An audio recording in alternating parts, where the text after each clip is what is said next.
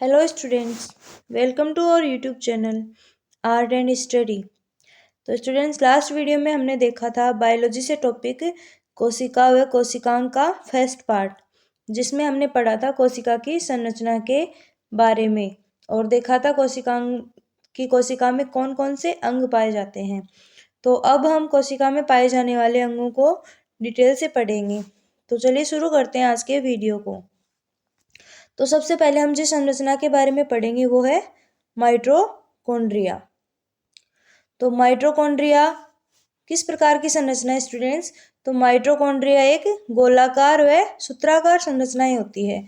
तो माइटोकॉन्ड्रिया का डायग्राम हमने इसमें दिखा रखा है। तो ये माइटोकॉन्ड्रिया का डायग्राम में कोशिका है और कोशिका के अंदर माइटोकॉन्ड्रिया की ये संरचना है। तो माइटोकॉन्ड्रिया पर जो संरचना दिखाई जा रही है ये क्रिस्टीनुमा संरचना कहते हैं। इसको क्या बोलते हैं? क्रिस्टीनुमा संरचना बोलते हैं। और इनकी आकृति अंगुली के समान भी है। तो एग्जाम्स में क्वेश्चन पूछा जाता है कि कौन सा कोशिकांग है जिसके ऊपर क्रिस्टीनुमा संरचनाएं पाई जाती हैं? तो इसका आंसर होगा माइटोकॉन्ड्रिया। तो ये जो माइटोकॉन्ड्रिया ये कोशिका ध्रुव में पाया जाता है। और किस प्रकार की संरचना होती है? तो ये गोलाकार होती है और सूत्राकार होती है। माइटोकॉन्ड्रिया की खोज किसने की थी? तो माइटोकॉन्ड्रिया की खोज की थी अल्टमान ने।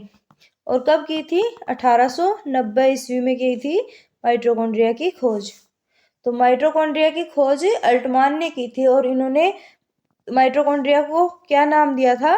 तो इन्होंने इसको बायोप्लास्ट कहा था। क्या कहा था स्टूडेंट्स? तो इसको इन्होंने बायोप्लास्ट कहा था। और जो कोलिकर नामक वैज्ञानिक ने जो माइटोकॉन्ड्रिया संरचना है उसको कहाँ देखा था? कीटों की रेखित पेशियों में। तो कोलिकर नामक वैज्ञानिक ने कहाँ देखा था? कीटों की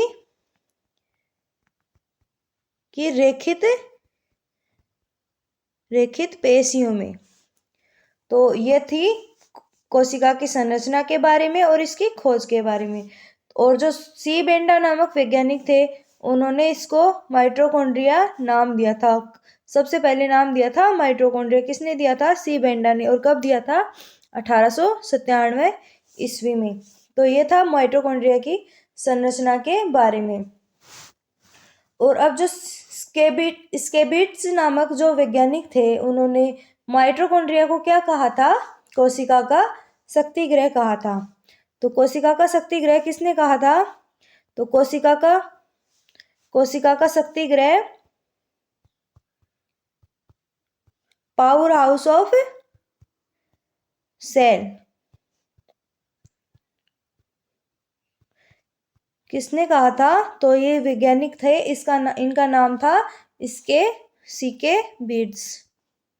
सीके बीट्स नामक वैज्ञानिक ने इसे पावर हाउस ऑफ सेल कहा था। किसको कहा था? माइटोकॉन्ड्रिया को कहा था। तो ये थी माइटोकॉन्ड्रिया की संरचना के बारे में। आगे हम देखते हैं कि माइटोकॉन्ड्रिया के अंदर कौन कौन सी संरचनाएं पाई जाती हैं। तो माइटोकॉन्ड्रिया के अंदर इसकी बाहरी झिल्ली होती है एक तो, और ये इसकी क्रिस्टीनुमा संरचनाएं हैं। और इसमें ये इसकी आंतरिक झिल्ली है। और जो इसके अंदर जो ये पदार्थ बिखरा हुआ होता है डॉट डॉट्स में, इसको क्या बोलते हैं? मैट्रिक्स बोलते हैं। क्या बोलते हैं स्टूडेंट्स? इसको मैट्रिक्स बोलते हैं। और माइटोकॉन्ड्रिया में आरएनए व डीएनए भी पाया जाता है। तो ये थी माइटोकॉन्ड्रिया की संरचना जिसके बारे में हमने देखा। तो और जो फ्लेमिंग नामक वैज्ञानिक थे उन्होंने माइटोकॉन्ड्रिया को क्या कहा था? उन्होंने माइटोकॉन्ड्रिया को फिला नाम दिया था। क्या नाम दिया था स्टूडेंट्स? फिला। किसने कहा था? फ्लेमिंग नामक वैज्ञानिक ने। और जो माइटोकॉन्ड्रिया होता है ये किस प्रकार का अंग है? तो माइटोकॉन्ड्रिया एक अर्धस्वायत्त अंग है। किस प्रकार का अंग है? अर्धस्वायत्त अंग है। तो ये भी क्वेश्चन पूछ लिया जाता है। अब हम देखते हैं कि जो माइटोकॉन्ड्रिया में श्वसन और ऊर्जा किस प्रकार से कार्य करती है? तो ऑक्सी श्वसन, जो जंतुओं और पादपों में जो ऑक्सी श्वसन होता है, यानी कि जो जंतुओं में जो ऑक्सी श्वसन होता है, उसके दौरान माइटोकॉन्ड्रिया में क्रेब्स चक्कर चलता है। कौन सा चक्कर चलता है स्टूडेंट्स? तो ये क्रेब्स चक्कर के थ्रू क्या बनाती है? ऊर्जा का निर्माण करती है। और ऊर्जा का निर्माण किस रूप में करती है? तो एटीपी के रूप में माइटोकॉन्ड्रिया ऊर्जा का निर्माण करता है। तो एटीपी की फुल फॉर्म क्या है स्टूडेंट्स यहाँ पे? तो एटीपी की फुल फॉर्म है एडिनोसिन ट्राइफॉस्फेट के अणुओं के रूप में माइटोकॉन्ड्रिया ऊर्जा का निर्माण करता है और इसमें ऊर्जा मुक्त होती है। और अब हम देखते हैं कि आरबीसी में माइटोकॉन्ड्रिया अनुपस्थित होता है और ऐसे आरबीसी में अनोक्सी श्वसन होता है। तो आरबीसी में माइटोकॉन्ड्रिया अनुपस्थित होने की अवस्था में कौन सा श्वसन होता है? तो जो अनोक्सी श्वसन होता है। और बैक्टीरिया में भी माइटोकॉन्ड्रिया अनुपस्थित होता है, लेकिन जीवाणु की कोशिका झिल्ली में कुछ वलन पाए जाते हैं जहां श्वसन एंजाइम पाए जाते हैं, जिन्हें क्या कहते हैं? जो जीवाणु की कोशिका झिल्ली में जो वलन पाए जाते हैं, वहां पे क्या पाया जाता है? श्वसन एंजाइम पाए जाते हैं, जिनको क्या बोलते हैं? मीजोसोम्स बोलते हैं। क्या बोलते हैं स्टूडेंट्स? मीजोसोम्स। तो मीजोसोम्स बोलते हैं तथा इन्हें और क्या कहा जाता है? और इन्हें बैक्टीरियल माइटोकॉन्ड्रिया भी कहा जाता है। तो ये हमने देखा माइटोकॉन्ड्रिया को विस्तार से, जिसके बारे में आगे भी देखेंगे। तो माइटोकॉन्ड्रिया में डीएनए, एमआरएनए व राइबोसोम भी पाए जाते हैं, जिसकी सहायता से ये प्रोटीन संश्लेषण में सहायक होता है। तो आरएनए, डीएनए व राइबोसोम की सहायता से ये किसमें सहायता करते हैं? ये प्रोटीन संश्लेषण में सहायता करते हैं। और माइटोकॉन्ड्रिया कोशिका का शक्ति गृह कहलाता है। पीछे भी हमने देखा था कि माइटोकॉन्ड्रिया क्या कहलाता है? कोशिका का शक्ति गृह कहलाता है। ये भी एक इम्पोर्टेंट क्वेश्चन है। ईंधन का चरणबद्ध रूप से ऑक्सीकरण होता है, जिसके फलस्वरूप रासायनिक ऊर्जा एटीपी के रूप में निर्मित होती है। तो ये हमने देखा माइटोकॉन्ड्रिया को डिटेल से। तो यहाँ से बहुत सारे इंपॉर्टेंट क्वेश्चंस पूछे जाते हैं और ये हमें ध्यान से देखनी चाहिए कि जो डीएनए की जो ये माइटोकॉन्ड्रिया की संरचना है, उसमें कौन कौन से पार्ट्स पाए जाते हैं। तो ये था माइटोकॉन्ड्रिया। आगे हम देखेंगे नेक्स्ट कोशिकांग। तो अगला कोशिकांग है जिसके बारे में हम देखेंगे वो है लवक, यानी कि प्लास्टिड। तो लवक की खोज किसने की थी स्टूडेंट्स? तो लवक की खोज की थी हेक्कल नामक वैज्ञानिक ने। किसने की थी? हेक्कल नामक वैज्ञानिक ने लवक की खोज की थी। और सिम्पर नामक वैज्ञानिक ने इसको लवक यानी कि प्लास्टिड नाम दिया था। लवक केवल पादप कोशिकाओं में ही पाया जाता है, जबकि ये ऊर्जा का संग्रहण करते हैं। तो ये था लवक के कार्य और लवक का परिचय। तो जो पादपों में जो लवक का कार्य होता है वो लवक कार्य करता है वो प्रकाश संश्लेषण की क्रिया करता है और ये पादपों में पोषण की प्रक्रिया को भी सुचारू रूप से संचालित करता है। तो जो सूर्य की उपस्थिति में जो CO2 होता है और H2 होता है, वो हरे पादपों को क्या देते हैं? हरे पादपों को पोषण देते हैं। और ये जैसा कि हमने पढ़ा था कि ये सिर्फ किस में पाया जाता है? पादपों में ही पाया जाता है। तो इसमें क्या उत्पाद बनता है? C6H12 और O6 और ऊर्जा का इसमें संग्रहण होता है। अब हम देखते हैं लवक के प्रकार। तो लवक कितने प्रकार का होता है? लवक 3 प्रकार का होता है। एक होता है हरित लवक, एक होता है अवर्णी लवक, तीसरा होता है वर्णी लवक। तो लवक कितने प्रकार का होता है स्टूडेंट्स? तो लवक 3 प्रकार का होता है। और हरित लवक की उपस्थिति में ही प्रकाश जो पेड़ पौधे हैं वो अपने भोजन का संश्लेषण करते हैं, जिसको बोलते हैं प्रकाश संश्लेषण की क्रिया के द्वारा क्या करते हैं? पौधे अपना भोजन निर्माण करते हैं। तो ये था लवक का परिचय और इसके प्रकार। तो सबसे पहले हम देखते हैं हरित लवक के बारे में।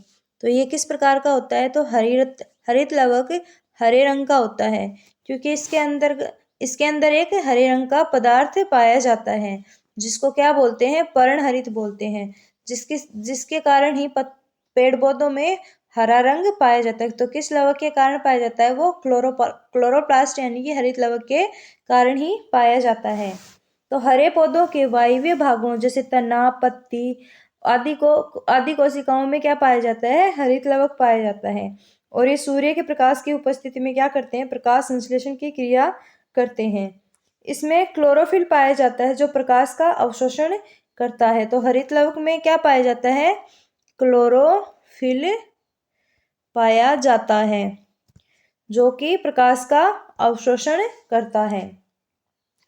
अब हम देखते हैं हरित लवक की संरचना। तो हरित लवक की संरचना में पाए जाते हैं इसकी आंतरिक झिल्ली पाई जाती है जो कि यहाँ है, और इसमें ग्रेना और स्ट्रोमा नाम की संरचनाएं पाई जाती हैं, और ये है इसकी हरित लवक की क्या? बाहरी झिल्ली है। तो ये थी किसकी संरचना थी? ये हरित लवक की संरचना के बारे में हमने देखा। आगे हम अन्य देखेंगे जिनमें है वर्णी लवक और अवर्णी लवक। अब हम देखते हैं वर्णी लवक के बारे में। तो किसके बारे में देखेंगे हम? वर्णी लवक यानी कि क्रोमोप्लास्ट के बारे में। यहाँ पे क्रोमोप्लास्ट में क्रोमो का अर्थ है रंग। तो जो वर्णी लवक होते हैं वो रंगीन लवक होते हैं, जिसकी वजह से जो पेड़ पौधे होते हैं उनके जो फल या फूल लगते हैं उनको रंग प्रदान करते हैं। जो वर्णी लवक होते हैं वो इनको रंग प्रदान करते हैं। तो जो ये लवक होते हैं ये प्राय लाल, पीले, नारंगी होते हैं। ये पौधे के रंगीन भाग जैसे पुष्प, फल, भित्ति, बीज आदि में पाए जाते हैं। तो ये कहाँ पाए जाते हैं? पौधों के रंगीन भागों पुष्प, फल, भित्ति और बीज आदि में पाए जाते हैं।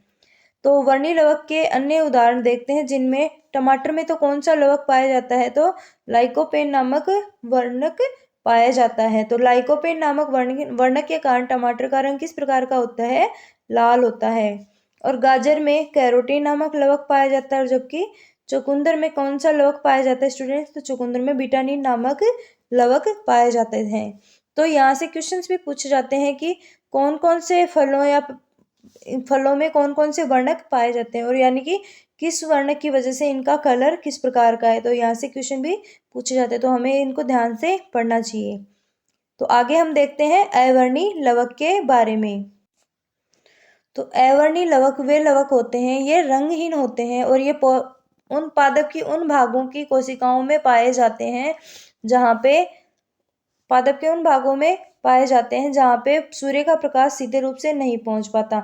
तो जो सूर्य के प्रकाश से वंचित होते हैं जैसे जड़ों में, भूमिगत तनों में और आदि में, ये भोज्य पदार्थों का संग्रहण करने वाला लवक है। तो अवर्णी लवक का कार्य क्या है? जो सूर्य के प्रकाश से वंचित भाग होते हैं जैसे जड़, भूमिगत तने आदि में भोज्य पदार्थों का संग्रहण करने वाला लवक है अवर्णी लवक। और ये जो डायग्राम में दिखा रखी है ये पादप कोशिका की संरचना है, जिसमें राइबोसोम दिखा रखा है, केंद्रिका की संरचना दिखा रखी है, केंद्रक झिल्ली दिखाई गई है, ल्यूकोप्लास्ट की संरचना दिखाई गई है। तो हमें डायग्रामों को भी ध्यान से देखना चाहिए जिससे कि हमारे दिमाग में रहे कि कौन कौन सी संरचनाएं कहाँ कहाँ उपस्थित है। तो ये हमने देखा लवक के बारे में, यानी कि प्लास्टिड के बारे में, और प्लास्टिड के प्रकार और इनके प्रकार के विस्तृत वर्णन देखा था। नेक्स्ट हम देखेंगे अगला कोशिकांग। तो आगे हम देखते हैं अगला कोशिकांग राइबोसोम के बारे में देखेंगे। तो ये राइबोसोम की संरचना है जिसमें ये इसके अंतर्गत डॉट डॉट डॉट रूप में पाए जाते हैं। तो राइबोसोम किस प्रकार का अंग है? तो ये एक अति सूक्ष्म कोशिकांग है जो केवल इलेक्ट्रॉन सूक्ष्मदर्शी की सहायता से देखा जा सकता है। तो राइबोसोम की संरचना इतनी छोटी होती है कि उनको इलेक्ट्रॉन सूक्ष्मदर्शी की सहायता से ही देखा जा सकता है। राइबोसोम की खोज किसने की थी? तो राइबोसोम की खोज तथा नामकरण जी.ई. पैलाडे नाम के वैज्ञानिक ने किया था। कब किया था? 1955 में। तो ये याद रखने की बात है कि राइबोसोम की खोज किसने की थी? तो राइबोसोम की खोज की थी जी.ई. पैलाडे ने, और कब की थी? 1955 में। तो ये था राइबोसोम का परिचय। अब हम देखते हैं राइबोसोम की संरचना के बारे में। तो राइबोसोम न्यूक्लिक एसिड नामक अम्ल एवं प्रोटीन से मिलकर बना होता है। तो राइबोसोम किससे मिलकर बना होता है? तो राइबोसोम राइबो न्यूक्लिक एसिड नामक अम्ल व प्रोटीन से मिलकर बनी एक संरचना है। और जो राइबोसोम का कार्य क्या होता है? ये प्रोटीन संश्लेषण के लिए उपयुक्त स्थान प्रदान करता है, अर्थात यह प्रोटीन का उत्पादन स्थल है। तो क्वेश्चन अगर पूछा जाए कि प्रोटीन का उत्पादन स्थल किसे कहा जाता है, तो ये कहा जाता है राइबोसोम का कहा जाता है। इसलिए इसे प्रोटीन की फैक्ट्री भी कहा जाता है। तो राइबोसोम को क्या कहा जाता है? प्रोटीन की फैक्ट्री भी कहा जाता है। तो क्वेश्चन पूछ लिया जाए कि कौन सा कोशिकांग है जिसको प्रोटीन की फैक्ट्री कहा जाता है, तो वो कोशिकांग कौन सा है?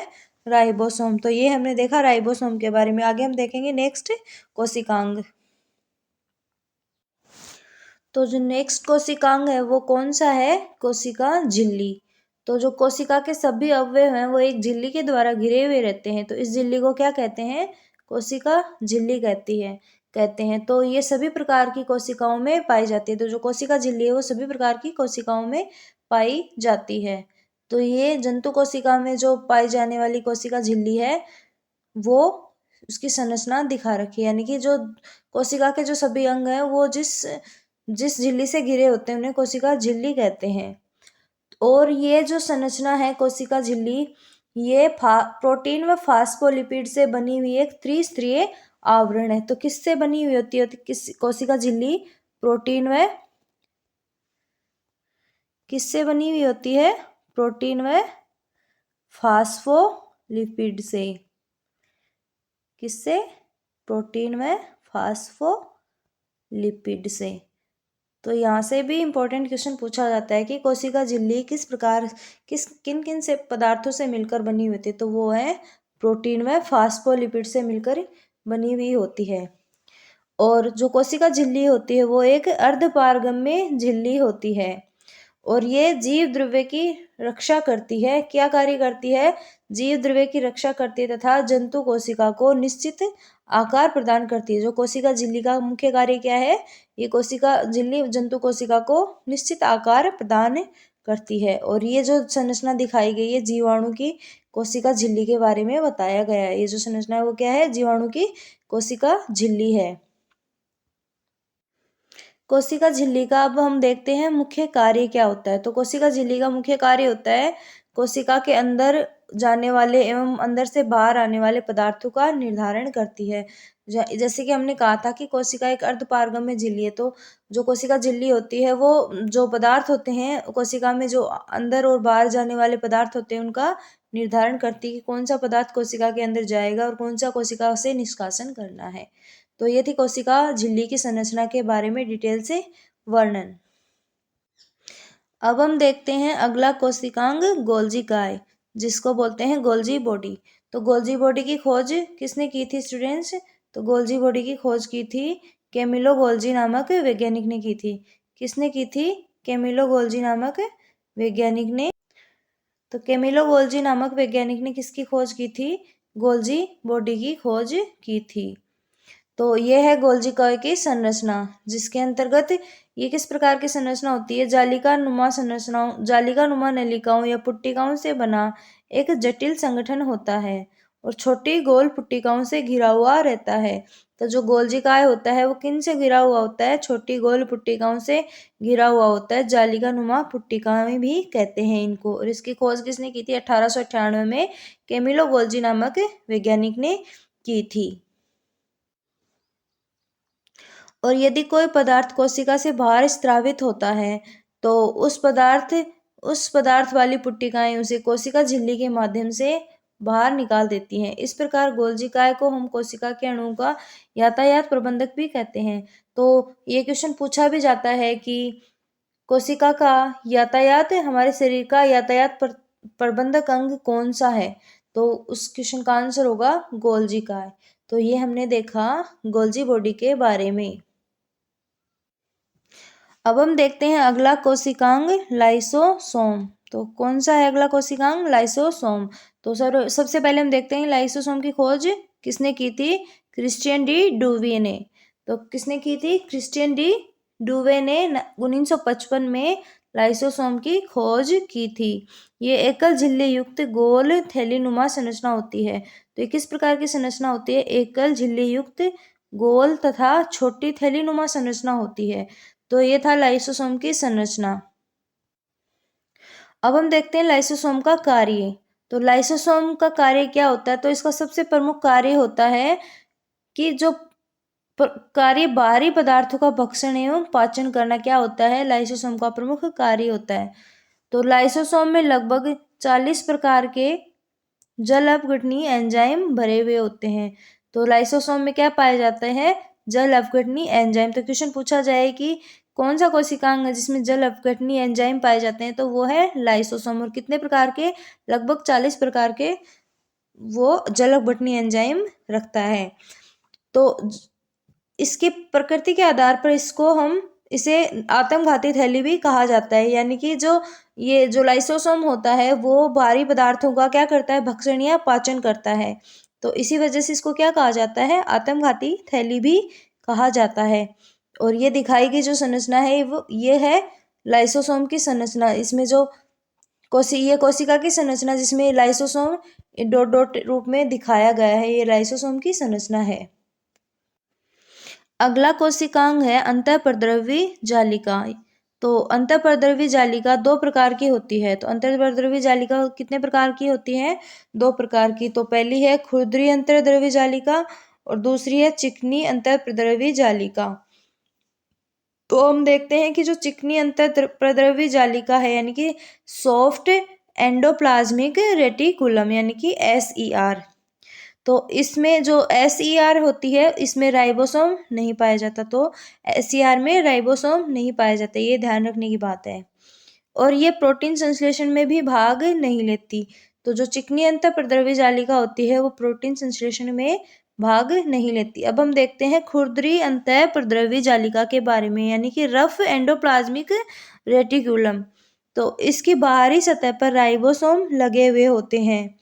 तो जो खुरदरी अंतर्द्रव्य जालिका होती है उसकी संरचना ये है, और इसके ऊपर क्या पाए जाते हैं, बाहरी सतह पर राइबोसोम पाए जाते हैं।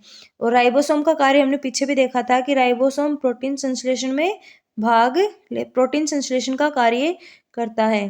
तो ये थी अंतःप्रद्रवी जालिका के बारे में और इसके प्रकारों के बारे में। एक और यह जो प्रद्रवी जालिका होती है ये एक और तो केंद्रक झिल्ली से, एक और तो किससे, केंद्रक झिल्ली से, तथा दूसरी ओर कोशिका झिल्ली से संबंध होती है। तो केंद्रक झिल्ली से और कोशिका झिल्ली से ये जुड़ी हुई होती है। इस जालिका के कुछ भागों पर किनारे किनारे पर छोटी छोटी कणिकाएं पाई जाती हैं जिन्हें क्या कहा जाता है, राइबोसोम कहा जाता है। तो ये हमने देखा अंतःप्रद्रवी जालिका की संरचना और प्रकारों के बारे में। आगे हम देखेंगे अगला कोशिकांग। तो अगला कोशिकांग है रसधानी।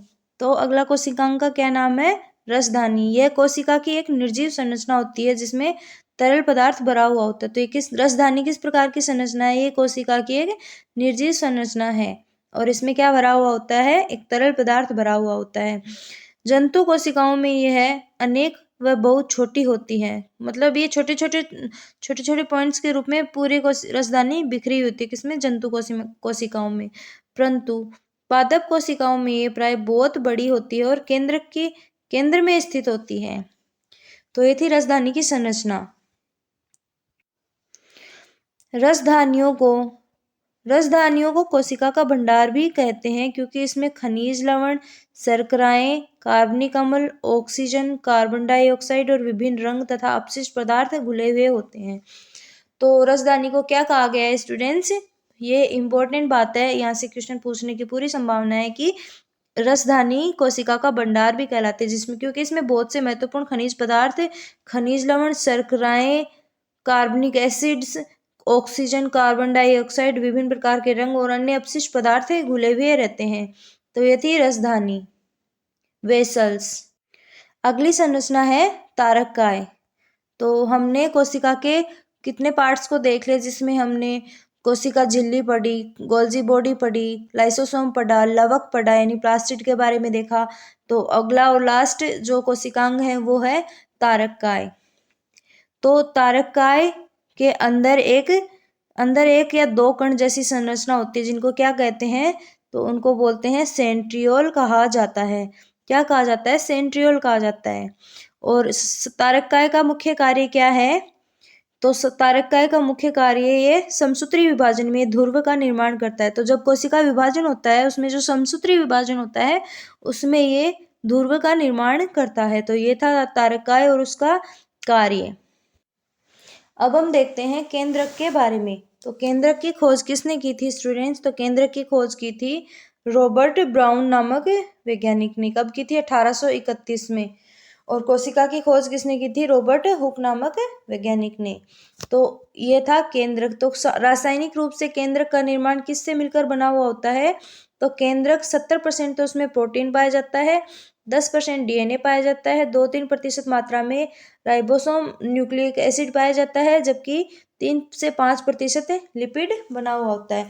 तो जब केंद्रक का रासायनिक संगठन पूछा जाए तो ये जो फैक्ट है ये इंपॉर्टेंट हो जाता है कि कितने कितने मात्रा में इसमें ये तत्व पाए जाते हैं।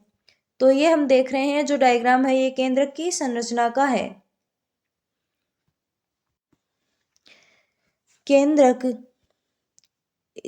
में केंद्रक रस या केंद्रक द्रव्य, केंद्रक आवरण, क्रोमेटिन तथा केंद्रिका पाए जाते हैं। तो इस संरचना में हम देख सकते हैं कि जो इसकी संरचना में क्या क्या पाया जाता है। एक तो केंद्रक आवरण पाया जाता है और केंद्रक छिद्र पाया जाता है, केंद्रक पाया जाता है, केंद्रिका पाई जाती है। इसमें जो चित्रा हुआ रूप है ये केंद्रक द्रव्य कहलाता है। और केंद्रक का मुख्य कार्य या इसकी विशेषता क्या है? तो केंद्रक में जो डीएनए पाया जाता है, जो डीएनए का कार्य क्या होता है? आनुवंशिक गुणों का संवहन होता है। तो जो केंद्रक में डीएनए की वजह से इसको आनुवंशिकता का वाहक अंग भी कहा जाता है। तो केंद्रक को क्या कहा जाता है? आनुवंशिकता का वाहक, क्योंकि इसमें जनन के लिए और उपापचय परिवर्तन के लिए तथा जीवधारी में व्यवहार के लिए आनुवंशिक सूचनाएं उपस्थित होती हैं। तो केंद्रक में ही डीएनए पाया जाता है जिसकी वजह से जिसमें की आनुवंशिक सूचनाएं संग्रहित होती हैं। तो ये क्या कहलाता है? आनुवंशिकता का वाहक कहलाता है। और जिस डीएनए में ही ये जो केंद्रक होता है उसमें ही जनन के लिए जो आवश्यक शुक्राणु और ये अंडाणु पाए जाते हैं वो इसी में पाए जाते हैं। तो ये थी केंद्रक की संरचना। तो स्टूडेंट्स ये था आज का पार्ट कोशिकांग। तो आई होप आप सबको ये पसंद आया होगा। तो share, like, subscribe my channel and thanks for watching this video. और जो भी पार्ट कोशिका एवं कोशिकांग से बच गया है वो मैं क्वेश्चंस के थ्रू इस चैप्टर में पूरा करवा दूंगी, जहाँ से ये पूरा चैप्टर वापस से कवर हो जाएगा। And so thanks for watching.